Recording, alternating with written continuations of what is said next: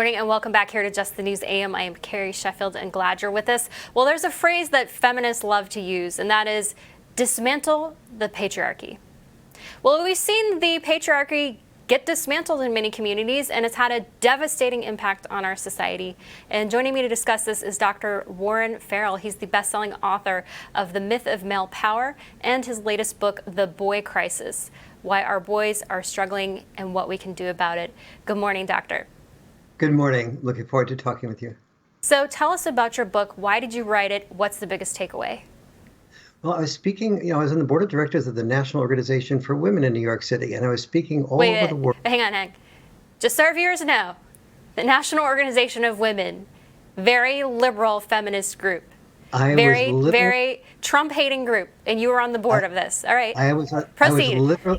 I was literally on the board of the National Organization for Women in New York City. This is back in the 70s when I was young and didn't know very much.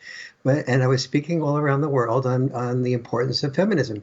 And women, teachers usually, would come up to me and say, in my classroom, the boys are having more problems than the girls. My sister was a teacher. And so I started talking with her about this. And she said, I'll start looking into this. And she said, it's oftentimes, this boy, something has really happened. He started declining, and he used to be very motivated. Now he's not motivated. He's now talking back. What's the issue? And she started looking into his life, and he was, and his parents had just divorced, and the father was not around. And then this pattern repeated itself. So I started to become attuned into this. And then I found out that when I started doing the research for the boy crisis, I initially presented to my publisher 10 causes of the boy crisis that I had identified. But in fact, there was every time I had one cause identified, it was fairly important, but it was only important if there was not a father in the family. So, for example, when a boy was brought up in a single mom home, and then he went to an almost all-female school, that really led him to be very without sort of a role model for men. And he then became attracted to gang leaders as part of family and a male role model, or drug dealers, or some other destructive, or ISIS recruits. And so I started looking into that. And I saw that 85 to 90% of the mass shooters had two things in common. They were male, and they were also dad deprived. I started looking into the prison population. I ran for governor of California, spoke to many prison populations, and saw that they were almost all male and dad deprived. And I started piecing the pieces together. And so I went to the Feminist Board of Now in New York City, and I said, something's happening here. There's dad deprivation is an important thing. And the response I got was total silence. Like, are you on our side or not? And I said, I hope we're all on the side of children. We want that's girl children and boy children that seem to be doing a lot better. So Warren, were you at that point kicked off? They say we don't want you on our board anymore? It was a bit more subtle than that. You probably know a lot about body language. Passive aggressive? Passive aggressive. It was like, Warren, this was in the, now in the late, it's mid 70s. And they said, you admit yourself that the research is only in its infancy stage. We don't have really good longitudinal data. So, Warren, why don't you go out and sort of look a bit more carefully and see if you really want to come up with this conclusion that fathers are so important. So I said, what's the problem? Why are you so resistant to fathers being so important? And they said, because our NOW members are saying that if they get a divorce, they want the option they feel they know what's best for the children. They want the option to be able to move away out of state to the different boyfriend and forget the mistakes of the past. And then I said, what else is going on? And they said, well, there's a lot of women now who want to have children by themselves without being married.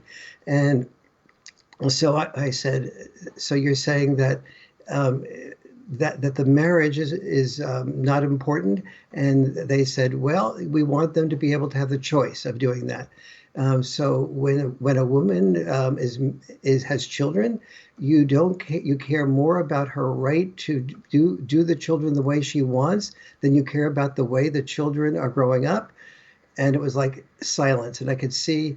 And then the most direct comment was, you're making a great deal of money speaking around the world on behalf of women's issues, and who do you think recommends you all the time?